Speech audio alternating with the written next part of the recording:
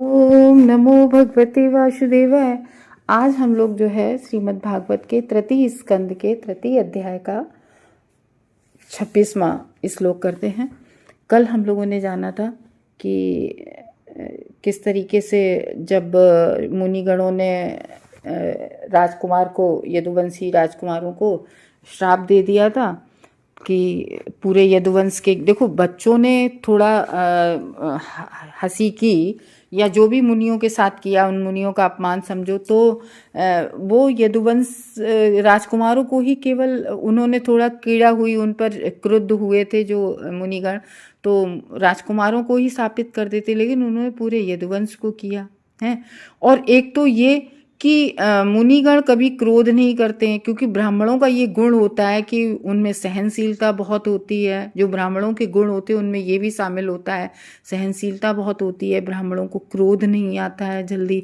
लेकिन यहाँ पर ब्राह्मणों ने तो जो भी कुछ होता है वो भगवान की मर्जी से होता है, ठीक है। जैसे हम लोगों ने देखा कि उस धोबी ने भी कुछ कहा था, सीता मैया राम भगवान अलग हुए थे, तो वो भी एक भगवान की प्रेरणा थी। मंथरा ने अगर कुछ कहा भगवान के कैकेयी के, तो वो भी एक भगवान की प्रेरणा थी, क्योंकि सारे देवता बोले अरे ये तो राजा बन जाएंगे अयोध्या के, और फिर रावण कैसे मरेगा, उसके लिए तो हम लोगों ने प्रार्थना की थी कि भगवान यहाँ पर आए। तो सरस्वती मैया से सारे देवताओं ने प्रार्थना की कि आप मंथरा की बुद्धि पर बैठिए जाके और ऐसे कहिए जाके। तो इस तरीके से राम भगवान को वनवास हुआ, तब इस तरीके से रावण मारा गया। ऐसे ही अगर, क्योंकि सीता मैया की ये विश थी कि हमारे बच्चे जो हों वो साधु संतों के बीच में हों, और ये भी और सीता मैया को तो ये भी पता था कि कौन रामायण लिखेगा, वाल्मीकि जी के आश्रम में इसी रहीं जाके, और वहाँ उनको आशीर्वाद भी दिया। तो इस तरीके से मतलब जो भी कोई कार्य होता है तो वहीं यही बात यहाँ पर कृष्णा की कुछ मर्जी होगी, कृष्णा का एक वो होगा इच्छा, तो इस तरीके से, क्योंकि कैसे होता। वैसे तो एक बात बताओ कि भगवान के भक्त थे वो ऋषि मुनि भी, तो वो भगवान के वंशज थे, तो उनको क्यों भैया श्राप देते, क्यों मुनिगण श्राप ही क्यों देते। तो इस तरीके से मतलब और इधर ये राजकुमार भी भगवान के भक्त थे, सारे देवता लोग पार्षद लोग थे, और ये लोग भी मुनिगणों के पास इस तरीके से कीड़ा करने क्यों जाते। तो जो भी कुछ होता है सब भगवान की मर्जी से होता है।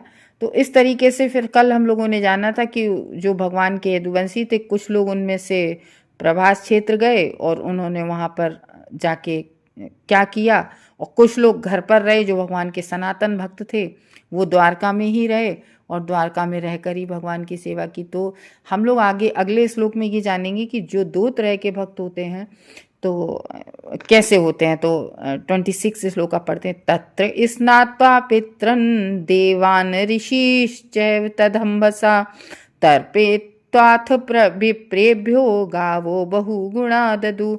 तो तत्र स्नान, तो जो लोग प्रवास क्षेत्र गए थे तीर्थ स्थान पे, तो उन्होंने क्या किया, तत्र वहाँ पर स्नात्वा स्नान करके, पितरन पितरों को, देवान देवताओं को, ऋषिन ऋषियों को, च भी एवं निश्चय ही उनको जल से तर्पण किया, जल दिया, जल से उनको प्रसन्न किया, और अथ उसके पश्चात विप्रेभ्यो ब्राह्मणों को उन्होंने वहीं प्रवास क्षेत्र में तीर्थ स्थान में ब्राह्मणों को गाय दान में दी, और जो गाय अत्यंत उपयोगी थी, हष्टपुष्ट थी, वो गाय दान में दी।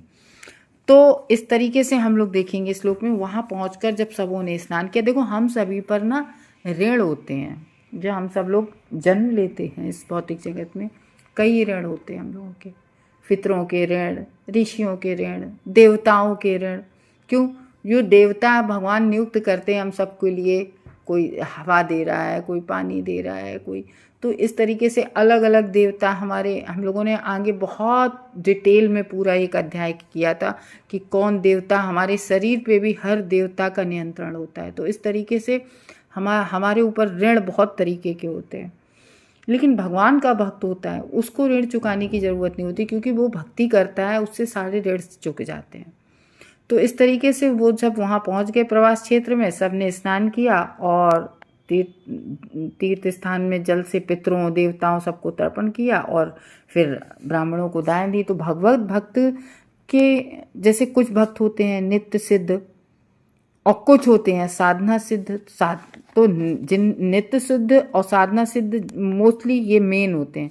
तो नित्य सिद्ध जो भक्त होते हैं, जो नित्य सिद्ध होते हैं, तो वो क्या करते हैं, वो कभी भी भौतिक वातावरण के क्षेत्र से में नीचे नहीं गिरते हैं। तो वो जो भक्ति करते हैं, नित्य सिद्ध होते हैं, वो जो भगवान के पार्षद होते हैं, वो कभी भी भौतिक कितनी भी वो देख लें, लेकिन भौतिकता में लिप्त होकर कभी नहीं करते हैं। भले ही कभी कभी भगवान का कार्य पूरा करने हेतु धरातल पर आ जाते हैं वो लोग, लेकिन साधना सिद्ध भक्त वो बद्ध आत्माओं में से, जैसे हम सभी लोग बद्ध आत्मा होते हैं, तो जो साधना सिद्ध होते हैं, क्यों, जैसे साधना करने में कि जैसे किसी ने हवन किया कि हम ये हवन कर रहे हैं, इससे हमें पुत्र प्राप्त होगा, पुत्र पैदा होगा घर में, या फिर ये हम नवरात्रि आई तो हम दुर्गे मैया की साधना कर रहे हैं, इस तरीके से दुर्गा सप्तशती का पाठ करा रहे हैं, लक्ष्मी मैया का पूजन करा रहे हैं, तो हमारे घर में हमारे पुत्र की नौकरी लग जाएगी या हमारा मकान हो जाए। इस तरीके से ये साधना सिद्ध भक्त होते हैं, जो वो हम जैसे बद्ध आत्माओं से चुने जाते हैं। तो साधन भक्तों में से कुछ मिश्रित और कुछ शुद्ध भक्त होते हैं। और क्यों होते हैं? क्योंकि कुछ भक्त ऐसे होते हैं कि वो साधना करते करते, जैसे वेदों में ही तो है कि ये मंत्र पढ़ो तो इससे ये होता है, तो साधना भक्ति करते, इसको बोलते हैं विधि विधान से जो भक्ति करते हैं साधना भक्ति। तो जो साधना भक्ति करते करते करते करते फिर व्यक्ति को भगवान से प्रेम हो जाता है, तो वो शुद्ध भक्त भी आगे चल के बन सकता है, और बन ही जाते हैं। उनमें से बहुत सारे भक्त शुद्ध भक्त बन जाते हैं। तो मिश्रित भक्त कभी कभी सकाम कर्मों के प्रति उल्लास प्रदर्शित करते हैं, यानी कि जो मिला जुला, यानी कि भक्त भी है और सकाम कर्म भी करता है कि हमें ये प्राप्त हो जाए, इसके लिए हम ये करें, तो ये सकाम कर्म होते हैं। तो कभी कभी इसके लिए बड़ा उल्लास प्रदर्शित करता है और दार्शनिक चिंतन में भी लगे रहते हैं। तो शुद्ध भक्त इन समस्त मिश्रणों से मुक्त होते, लेकिन शुद्ध भक्त जो होता है वो केवल और केवल भगवान की भक्ति करता है। उसे किसी आकांक्षा मतलब नहीं होती है, किसी भी इच्छा नहीं होती है, वो यहाँ तक कि वो अपनी मुक्ति की भी इच्छा नहीं करता, वो तो केवल भगवान की सेवा, भक्तिमयी सेवा, प्रेममयी सेवा करता है। और ऐसे भक्त तो पता है अवॉइड कर देते हैं तीर्थ स्थानों में जाना भी, कि नहीं, उन्हें ये लगता है कि नहीं, हम भगवान की सेवा को ताक पे रखे कैसे तीर्थ स्थान जा सकते हैं, भगवान की सेवा में बाधा आएगी। तो ऐसे भी भक्त होते हैं।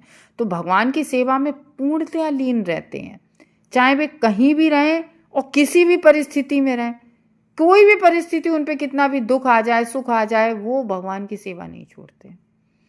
तो भगवान के शुद्ध भक्त पवित्र स्थानों में जाने के लिए श्री भगवान की सेवा को कभी भी ताक पर नहीं रखते हैं कि तीर्थ स्थान जाएं तो तक उन्हें ये लगेगा कि भगवान की सेवा रुक जाएगी। तो इसीलिए कुछ जो भक्त प्रवास चले गए थे और भगवान के जो शुद्ध भक्त थे, सनातन भक्त थे, वो द्वारका में ही बने रहे थे। तो इस तरीके से लिखा इसमें बता रहे हैं। आधुनिक काल में महान भगवत भक्त श्री नरोत्तम दास ठाकुर का ये गीत है कि तीर्थ स्थानों में जाना मन का दूसरा मोह है। मोह क्या? हम लोग तीर्थ स्थानों में जाते हैं, किस लिए जाते हैं? हम लोग यही तो कहते हैं, हम गंगा में डुबकी लगाएंगे तो हमारे जो पूर्व जन्म के भी पाप होंगे वो सब धुल जाएंगे, हमारे पाप नष्ट होंगे तीर्थ स्थानों में जाने से। हाँ, और व्यक्ति खैर शुद्ध भी होता है तीर्थ स्थान में जाने से, मन शुद्ध भी होता है, मन में शांति प्राप्त होती है। और व्यक्ति क्या सोचता है कि हमें तीर्थ स्थानों में जाने से पुण्य अर्जित होंगे, तो ये मोह हो गए कि पाप कटेंगे और हमें पुण्य प्राप्त होगा। इस मोह में तो व्यक्ति जाता है। भक्ति के लिए तो शायद बहुत ही कम लोग जाते होंगे। भक्ति वो होती है जब व्यक्ति क्या करता है कि केवल और केवल भक्ति में लगा रहता है, मतलब उसे किसी भी चीज की आकांक्षा नहीं रहती है। किसी स्थान पर की गई भगवान की सेवा आध्यात्मिक पूर्णता की चरम परिणति है। तो भगवान की किसी भी तरीके से आध्यात्मिक से, तो शुद्ध भक्तों के लिए भगवान की दिव्य प्रेममयी सेवा से पूरी तरह तुष्ट होते हैं। शुद्ध भक्त तो केवल भगवान की सेवा से ही तुष्ट होते हैं। वो उनकी इच्छा भी नहीं रहती कि हम किसी तीर्थ स्थान जाएं, वो तो केवल भगवान की सेवा में लगे रहते हैं।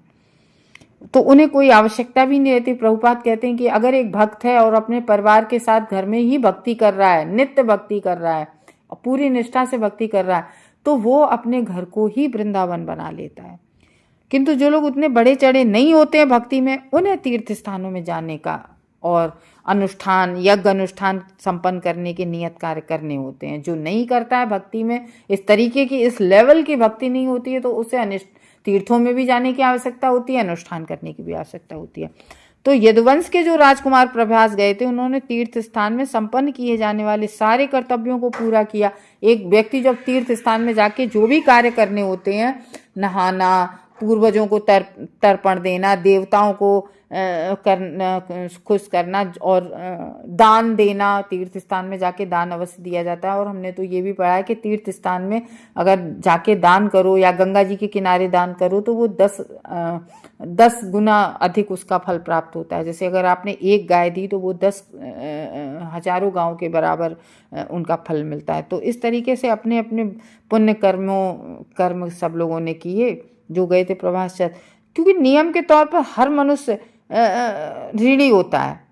देखो, एक तो ईश्वर का ऋण, सबसे बड़ा तो ईश्वर का ऋण होता है, जो कि हम कभी नहीं, हम लोग कितनी चीजें सुबह से शाम तक ईश्वर की कृपा से प्राप्त करते हैं, तो क्या हम उन भगवान को थैंक यू बोलते हैं? देवताओं का ऋण होता है, जो हमारे प्रकृति की जितनी चीजें हमें सब देवता ही तो प्रदान करते हैं। महान ऋषियों का होता है, ठीक है, हमारे पूर्वजों का होता है जिनसे हमें ये शरीर प्राप्त होता है हमें जो गोत्र और ये सब ऋषि गणों से ये प्राप्त होते हैं, जो सप्त ऋषि होते हैं, इन्हीं के गोत्र, मतलब कई तरह के ऋण होते हैं। ये बहुत डिटेल में जाके हमें पता चलेगा। तो सामान्य जन पूर्वजों इत्यादि के ऋणी होता है, क्योंकि वह उनमें विविध प्रकार के योगदान प्राप्त करता है। हम सब लोग अलग अलग तरह के योगदान प्राप्त करते हैं, अलग अलग। तो हर व्यक्ति को कृतज्ञता का ऋण चुकाना होता है। तो जो हम लोगों को मिला है, हर लोगों को कृतज्ञ होकर ऋण चुकाना होता है। हर व्यक्ति को सारे ऋण चुकाने होते हैं, लेकिन हम लोग आज क्या ऋण चुका रहे हैं? नहीं चुका रहे, तो और भक्ति भी नहीं कर रहे। लेकिन अगर हम भक्ति करें तो सारे ऋण ऑटोमेटिक चुक जाते। कहते नहीं है कि अगर पेड़ की जड़ में जल दे दो तो पत्तियां और तने सबको पानी प्राप्त हो जाता है। जैसे हम लोग जल देते हैं तो पत्तियों को अलग देते हैं और उनको केवल जड़ में जल दे देते हैं, पेड़ की, पूरे वृक्ष को मिल जाता है पानी। इसी तरीके से अगर हम भगवान की भक्ति करते हैं तो सब तृप्त हो जाते हैं। तो जो यदुगण प्रवास तीर्थ स्थल गए थे, उन्होंने राजसी दान में क्या क्या दिया था? भूमि किसी ने दान दी, किसी ने सोना दान दिया, किसी ने अच्छी तरीके से पाली पोसी हष्ट पुष्ट गायें भेंट की। तो इस तरीके से अपना अपना कर्तव्य सबने निभाया।